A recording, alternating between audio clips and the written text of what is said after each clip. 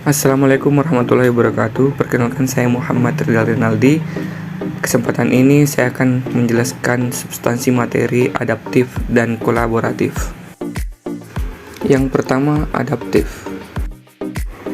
Menurut Robbins 2003, adaptasi adalah suatu proses yang menempatkan manusia yang berupaya mencapai tujuan-tujuan atau kebutuhan untuk menghadapi lingkungan dan kondisi sosial yang berubah-ubah agar tetap bertahan.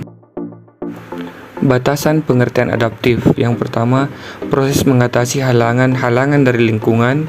Kedua, penyesuaian terhadap norma-norma untuk menyalurkan. Ketiga, proses perubahan untuk menyesuaikan dengan situasi yang berubah. Keempat, mengubah agar sesuai dengan kondisi yang diciptakan. Kelima, memanfaatkan sumber-sumber yang terbatas untuk kepentingan lingkungan dan sistem. Dan yang keenam, penyesuaian budaya dan aspek lainnya sebagai hasil seleksi alamiah. Adaptif sebagai nilai dan budaya ASN. Ini terdiri atas 5 poin. Jika kita tarik benang merahnya, maka dapat disimpulkan bahwa pegawai harus terus mengasah pengetahuannya. Kemudian pegawai harus terus berkomunikasi hingga memiliki persepsi yang sama. Kemudian pegawai memiliki mental model yang mencerminkan realitas yang organisasi ingin wujudkan. Kemudian yang keempat, pegawai perlu selalu sinergis dalam melaksanakan kegiatan-kegiatan. Kemudian yang kelima, pegawai harus selalu berpikir sistemik, tidak kacamata kuda atau bermental silo. Perilaku adaptif merupakan tuntutan yang harus dipenuhi dalam mencapai tujuan baik individu maupun organisasi dalam situasi apapun. Salah satu tantangan membangun atau mewujudkan individu dan organisasi adaptif tersebut adalah situasi VUCA: volatility, uncertainty, complexity, dan ambiguity. Hadapi volatility dengan vision, hadapi uncertainty dengan understanding, hadapi complexity dengan clarity, dan hadapi ambiguity dengan agility. Perilaku adaptif menurut Johansen. Yang pertama, hadapi volatility dengan vision, yaitu terima dan rangkul perubahan sebagai bagian dari lingkungan kerja Anda yang konstan dan tidak dapat diprediksi. Kemudian B, buat pernyataan yang kuat dan menarik tentang tujuan dan nilai tim. Kemudian yang kedua, hadapi uncertainty dengan understanding, yaitu A, berhenti sejenak untuk mendengarkan dan melihat sekeliling. Kemudian B, jadikan investasi, analisis, dan interpretasi bisnis dan competitive intelligence sebagai prioritas. Kemudian C, tinjau dan evaluasi kinerja Anda. Kemudian D, lakukan simulasi dan eksperimen dengan situasi sehingga melatih Anda untuk bereaksi terhadap ancaman serupa di masa depan. Kemudian yang ketiga, hadapi complexity dengan clarity, yaitu berkomunikasi secara jelas dengan tim Anda. Kemudian kembangkan tim dan dorong kolaborasi. Kemudian yang keempat, hadapi ambiguity dengan agility, yaitu A, dorong fleksibilitas, kemampuan beradaptasi, dan ketangkasan. Kemudian B, pekerjakan dan promosikan orang-orang yang berhasil di lingkungan VUCA. Dan C, dorong karyawan Anda untuk berpikir dan bekerja di luar area fungsional mereka.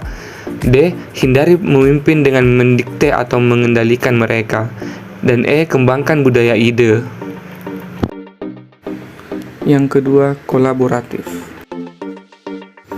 Pengertian kolaborasi menurut Dyer and Singh, jika diartikan berarti nilai yang dihasilkan dari aliansi antara dua atau lebih banyak perusahaan yang bertujuan untuk menjadi lebih kompetitif dengan mengembangkan rutinitas bersama.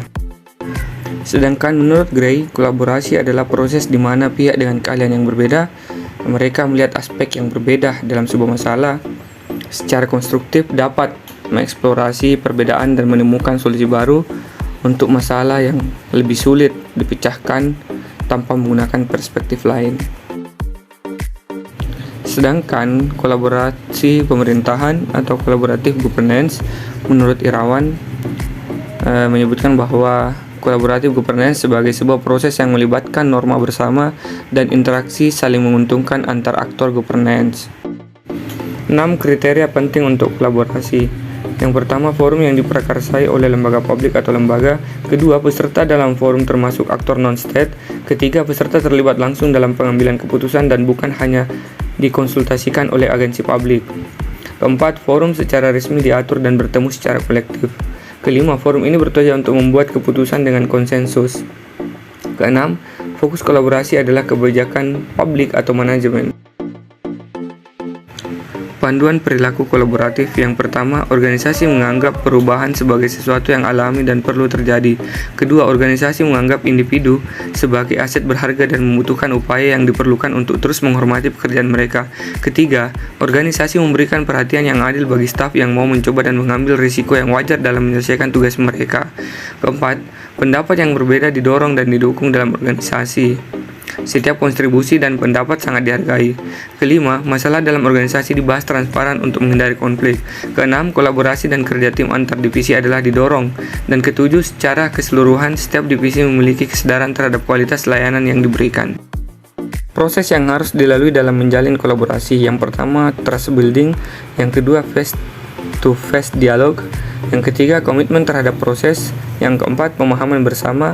Dan yang kelima, menetapkan outcome antara. Sedangkan faktor yang mempengaruhi keberhasilan dalam kolaborasi antar lembaga pemerintah, yang pertama kepercayaan, kedua pembagian kekuasaan, ketiga gaya kepemimpinan, keempat strategi manajemen, dan kelima formalisasi pada pencapaian kolaborasi yang efisien antara entitas publik. Kemudian, faktor yang dapat menghambat kolaborasi antar organisasi pemerintah.